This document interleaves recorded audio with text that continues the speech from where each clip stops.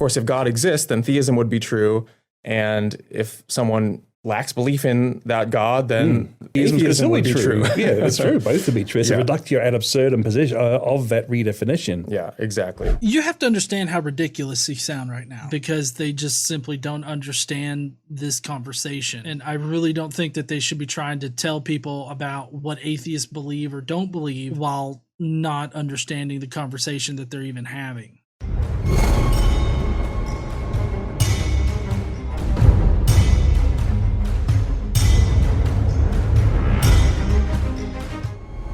What's up, heathens? How y'all doing? Oh shit, I almost dropped my beer. Luckily, it's not open yet. So tonight, though, we are going to be taking a look at a video where a couple of creationists sit down and basically try to explain atheism. Now, I don't know if it's necessarily for atheists or if it's for religious people that just apparently have never heard of atheists or something like that. I don't know. I'm sure all of the Skeptic Mafia members can tell you that it's a pretty dumb as fuck video with these two clueless creationists trying to talk shit about atheism.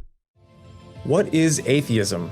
A lack of a belief in God, or belief that no God exists? This is a bit of false dichotomy starting right off the bat. So kudos to you for getting it wrong right out the gate. Lack of faith could be a possible definition that people use. Really, it's just a non-belief in a deity. It's just simply not believing in your bullshit claims. Now, there are hard atheists or Gnostic atheists that go the extra mile and say that God definitely doesn't exist. And that's fine. I don't feel like I have any kind of good argument to support that particular position. That's why I go the more agnostic atheist route. And I say that I don't know whether or not a God exists, but I just don't believe in a God. I kind of feel like the way that you painted it is a bit black and white. And so it kind of seems like you're committing a false dichotomy fallacy right out the gate.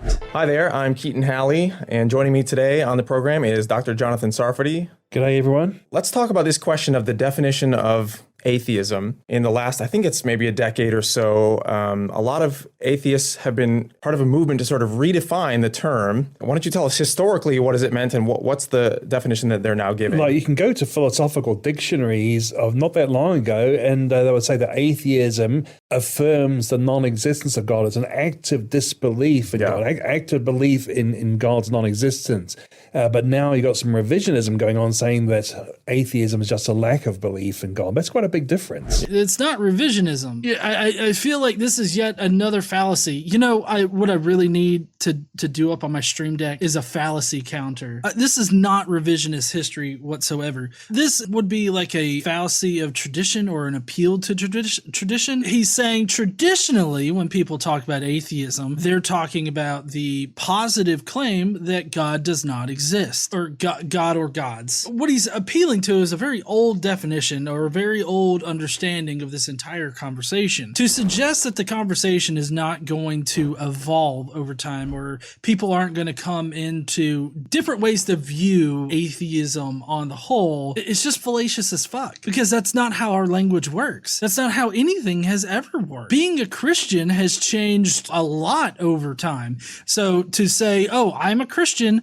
now means something drastically different than it did 1,000 years ago. So to suggest that these terms have to stay in these very strict definitions is just wrong. And it's definitely the wrong way to go about arguing your point here. And I wouldn't say that presently it's just a lack of belief. There's a lot more nuance to the subject of atheism in general. Some people see it as just a lack of belief in a God. Other people see it as a non-belief in a deity figure, or deity or deities. Some people take the more Gnostic route of asserting that God doesn't exist. Even the nuanced situation of getting into specific definitions of God, because while I'm an agnostic atheist on the deity question in general, I'm very Gnostic about particular definitions, like Yahweh or Allah or any definition of God that we currently have. I would say that I'm Gnostic about those particular gods, or I'm a hard atheist about those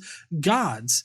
I definitely can assert that those gods do not exist, and I can support my positive claim that they don't exist with evidence. The way that they're framing this right out the gate is just totally ignoring the nuances of the conversation. And so they're starting out on a bad foot, and they're trying to lead people down a very particular path in which they've constructed this narrative around. Why do you think the reason for the change? Because I kept on losing arguments.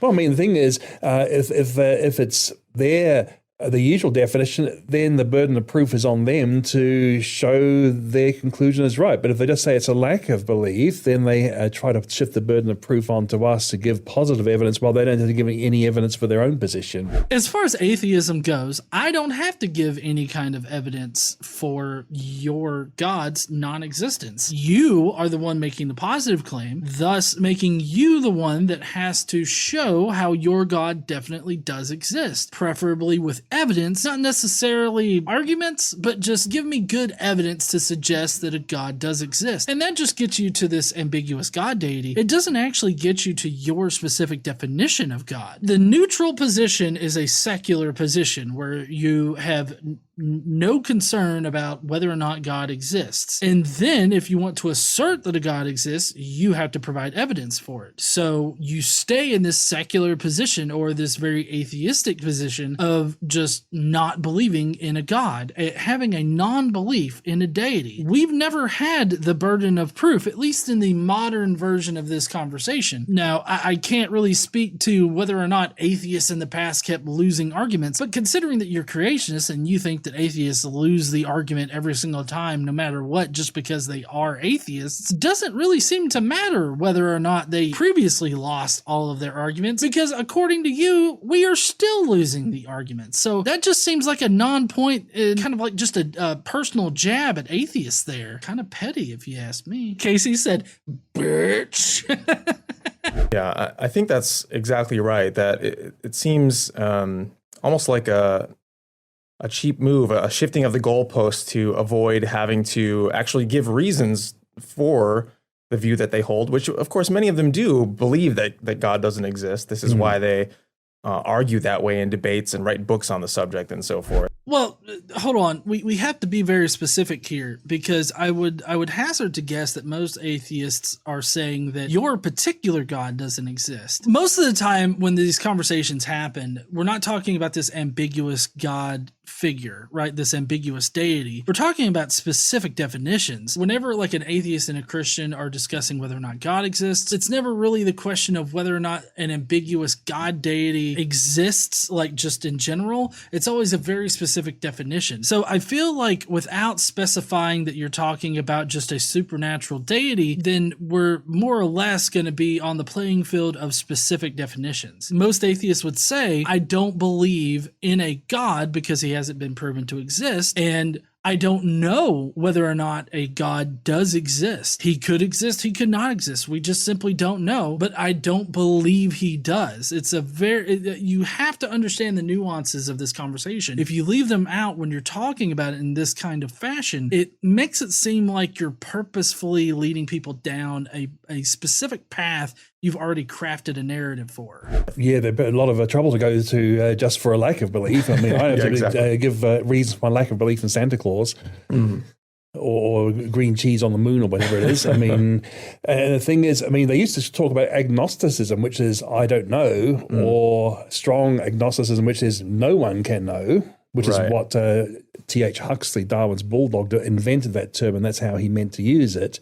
Yeah, so there was already a term in existence for somebody who lacked belief in God. Agnosticism better fits that bill. Right. Whereas now it's almost like we don't have a word for someone who denies God's existence. Oh, I can think of words like... We haven't replaced agnosticism. I like how they're talking about knowledge and belief as if they're the same thing. Knowledge should inform your beliefs, but they are different things to talk about. So when I say I don't believe in a God, that doesn't mean that I know that a God doesn't exist or that I'm making some kind of positive claim that he doesn't exist. I'm just saying that I don't believe in a God. And I would also classify agnostics as being in the atheist category, just myself personally, although I'm not going to force that label on anybody. Agnostics, themselves don't believe in a God. I would say that puts them in the atheist category, but that's why I don both of the labels, agnostic, atheist, because specifically my position is I don't know whether or not a God exists, but I don't believe that he does. Agnostic, atheist, that label perfectly describes my position on God in general. To say that agnostic is just somebody that lacks a belief in it, it's just misapplying the label. Talking about the pure agnostic position is somebody that just doesn't know what they believe. At least that's how it seems to be colloquially used. In general, you can be agnostic about anything. Agnostic just speaks about your knowledge about a subject. Do I know that a God exists? No.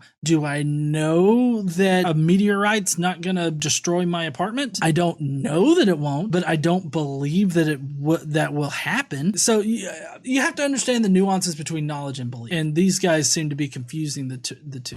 Anti-theist, someone who's actually against the idea of theism, that's anti-theism, or I'd actually say misotheism. I wasn't the one who invented that, unfortunately. I did think of it independently. What does that one mean? That means God hatred. Okay. God haters. I've also used the word atheopath, a pathological promotion of atheism and hatred of theism.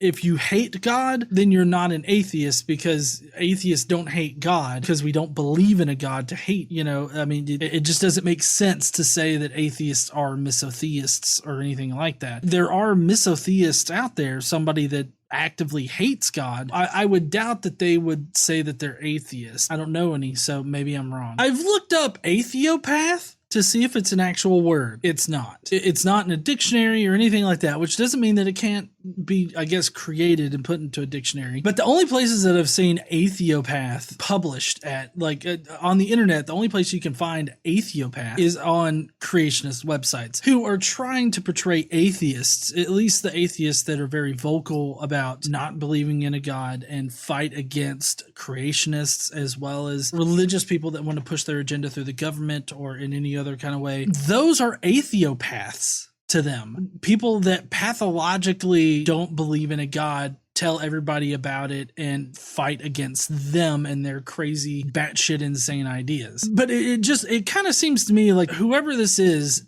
has not actually researched this topic area. Because, I mean, he would have come into agnostic, gnostic, or hard and soft, because there's both of those flavors of theist and atheist exist. When I was figuring out what I did or didn't believe, one of the first things that I came across was Gnostic and agnostic, hard and soft atheism. I would say that most Christians fall in the Gnostic or hard theist category, while most atheists seem to fall in the soft or agnostic atheist column. I don't know why he's making up terms in order to try to classify atheists as agnostic or gnostic. We've already got labels for this. You don't need to make up bullshit words. Yeah. All right. Okay, well, so you fair can enough. use words. Of course, most atheists wouldn't describe themselves in that way. So, although I have heard some use the term anti-theist of themselves. I think Lawrence Krauss is one of those, the cosmologist, cosmogonist. Yeah, I think he says he's an anti-theist, but it's the atheist's own fault for trying to redefine when they're losing, and therefore what choice we have but to try and define, what choice we have but to try and find a word that describes what we're dealing with. Yeah, good point. I could say the same bullshit about Christians. Trying to juggle all of the different denominations and what you do and do not believe are required to get into heaven is just fucking frustrating. If I have to learn the 62,000 different denominations that make up Christianity, I'm sure that you can bear to understand the 3 or 4 different types of atheists that exist. Well, it seems to me that if you abandon the traditional definition of atheism, then you've got this problem where, ironically, almost theism and atheism could both be true at the same time. Yeah, that's true, isn't it? Goodness. Because the new definition doesn't refer to belief in God per se, but just to the sort of psychological state of the so-called atheist. You have to understand how ridiculous you sound right now. Yes, how most atheists use the label atheism or atheist just refers to what they do or do not believe. This would be the same case as anybody else that's used a label in a similar manner. We're not using the label to indicate what is true about reality. We're using the label to describe us, what we believe. The fact that they don't grasp what the label is actually doing is astonishing itself. So what I mean, belief. There could be a God, but I just lack belief in this God. Yeah, yes. exactly. So, of course, if God exists, then theism would be true. And if someone lacks belief in that God, then atheism would be true. Yeah, that's true. Both would be true. It's a reductio ad absurdum position of that redefinition. Yeah, exactly. I don't really understand what in the fuck they just said. It just kind of seemed like a whole bunch of fucking word salad because they just simply don't understand this conversation. And I really don't think that they should be trying to tell people about what atheists believe or don't believe while not understanding the conversation that they're even having. The atheists have to make certain assumptions. They have certain propositions they have to believe. They have to believe that something can come into existence from nothing. Yeah. They got no proof or evidence or even any evidence that's a rational position to hold that something can come from nothing uncaused, because if it doesn't exist, it can't cause anything. So nothing can't do anything. It can't cause anything. Okay. So this is a common thing. Apologists like this will often extend atheism into subject areas that atheism is just simply not concerned with. Atheism and theism, for that matter, are only concerned with whether or not you believe in a God. It has nothing to do with the beginning of the universe. But just because you don't understand our argument for what happened at the beginning of the universe, it doesn't mean anything for atheism in general, because atheism is just talking about what a person doesn't believe. But just because this guy doesn't understand that the scientific explanation for the inflation of the universe being that a quantum scalar field went from a false vacuum state to a true vacuum state, and that in turn released an immense amount of energy which caused the universe to inflate near instantaneously and continue inflating after that. The energy that filled this little bubble, if you will, it eventually transformed into a kind of energy that would eventually turn into the matter that we have today. Just because he doesn't understand that does not automatically mean that his God exists, or that a God in general exists. That's besides the point of whether or not this relates to atheism, because it doesn't. And I think what you're saying basically is that although atheists are now claiming that they merely lack belief, they actually do positively affirm a number of propositions about how the universe and living things came to be and so forth. They have no evidence for the idea that life came from non-living chemicals. That's the topic of another podcast.